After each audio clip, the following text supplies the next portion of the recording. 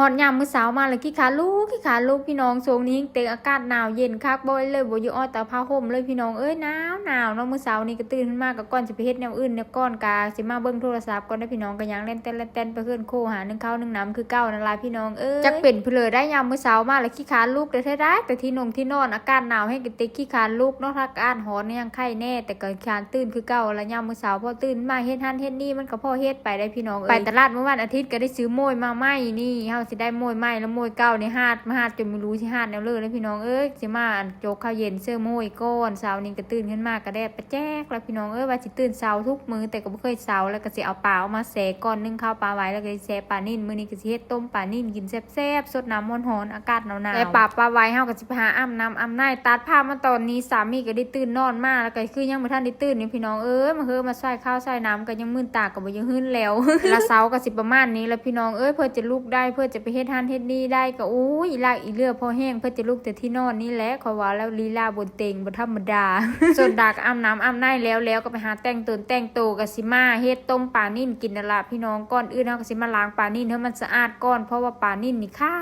วต้องล้างให้มันดีเพราะว่าเฮาไปต้มนี่ต้องต้มให้มันแซ่บๆถ้าล้างบ่ดีนี่มันสิขาวปลานิ่นนี่คือซื้อมาแช่ตู้เย็นไว้แต่โดนจนสิฮอด1,000 ปีแล้วพี่น้องเอ้ยแต่ละมื้อแต่ละเว้นว่าสิเฮ็ดกินก็บ่ได้เฮ็ดกินจักเทื่อเฮ็ดเมนูนั้นเมนูนี้สามีเพิ่นก็จะกินแกงไก่เพิ่นว่ากินปลาไหลกระเบ้อสุดท้ายกันบ่วิดปลาคือเก่าแล้วเพราะเมนูปลานี่เป็นเมนูที่มากพี่น้องกินเท่าเลยกับบ่เบ้อกินตลอดไปจ้าวันอาทิตย์ก็ไปเลาะตลาดก็คือจะซื้อปลามาได้แต่ว่าขึ้นไปขึ้นมาอุ๊ยปลานิ่นอยู่ในหม้อก็ยังบ่ทันได้เฮ็ดกินว่าใด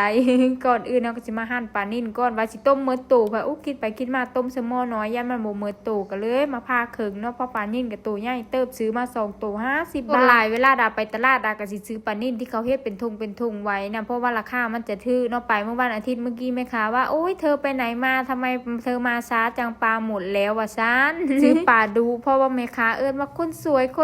ก็เลยไปซื้อน้ำทุกขังผู้ใด เพราะว่าเวลาไปแต่ละอาทิตย์เนี่ยโอ้ยางผ่านไปแม่ค้ามันก็สิเอิ้นก็คนสวยวันนี้ไม่เอาปลาหรอเพิ่นว่าปลาก็สิได้สิมากซื้อแต่ปลานิ่นกับปลาดุกนั่นล่ะพี่น้องเอ้ยปลาอื่นก็บ่ได้ค่อยซื้อเพราะว่าซื้อมาสามีก็บ่ค่อยมากตอนทำอินน่ะซื้อปลาสวายมาเก่งเพิ่นมากกินไปกินมาเพิ่นว่ามันโพดสุดท้ายก็ไปกินปลานิ่นกับปลาดุกคือเก่าเครื่องเสื้อต้มปลามื้อนี้ก็บ่มีเพลือได้พี่น้องเอ้ยข่าตะไคร้ใบมะกรูดแล้วก็หูหอมหูกระเทียมแล้วก็สิมีมะเร็ดหน่อยนึงใส่ลงไปใส่เกลือลงไปแล้วก็ตามด้วยน้ำปลาบ่แม่นผงมูนูตามด้วยน้ำปลาแล้วก็คะน้อจ้าแล้วก็คะน้อก้อนขาดบ่ได้มันจะเฮ็ดให้รสชาติกลมแล้วก็ใส่ปลาลงไปเลยใส่มะขิดผงลงไปนำได้พี่น้องเพื่อเพิ่มรสชาติตอนทำอิฐว่าสิต้มมื้อโตถ้าต้มมื้อโตก็คือสิลงหม้อบ่ได้นะดีนะที่ตัดเครื่องตัดผ้ามาตอนนี้เฮาก็มาซอยผักโบหูหอมเอาไว้เสิร์ฟต้มปลาเฮาตัดผ้ามาตอนนี้ปลาก็เริ่มสุกดีแล้วใส่ผักโบผักหอมลงไปเลยนี่กลิ่นหอมต้วยพี่น้องเอ้ยบรรยากาศหนาวแบบนี้สดน้ำร้อนๆมีแฮงตอนเช้าเฮาก็สิบ่กินข้าวหลายไปเลยนะก็สิตักเอาแต่ห่างมันไปครึ่งนึงส่วนหูกับห่างอีกครึ่งนึงก็ไว้กินตอนเที่ยงตอนแลงพอดีพี่น้องเอ้ยบ่อยเลยปลา2ตัวนี่กินได้หมดมือ เพราะว่าตอนเช้าดากับสามีก็บ่ค่อยกินข้าวหลายไปเลยเพราะว่าหากะตื่นนอนนะพี่น้องตื่นมาแล้วก็สิกินข้าวก็บ่หลายกินพอห้องท้องเลยมีแห้งเฮ็ดการเฮ็ดงานพูนละตอนเทงนี่พากันเมาคักเมาแหน่พุ่นได้ข้าวจนหมดเครื่องติ๊บ ข้อดีของการเฮ็ดกินก็ดีคือการได้เวลาเฮาเฮ็ดกินแล้วเฮาสิได้ประหยัดเนาะมื้อนี้ก็ซื้อปลามา50 บาทก็กินได้หมดมือโอ้บ่ล่มก่อนพี่เกิดก็ไล่ไปซะ100นึงประมาณนี้แล้วพี่น้อง100นึงกินได้หมดมือก็ถือว่าคุ้มอยู่เด้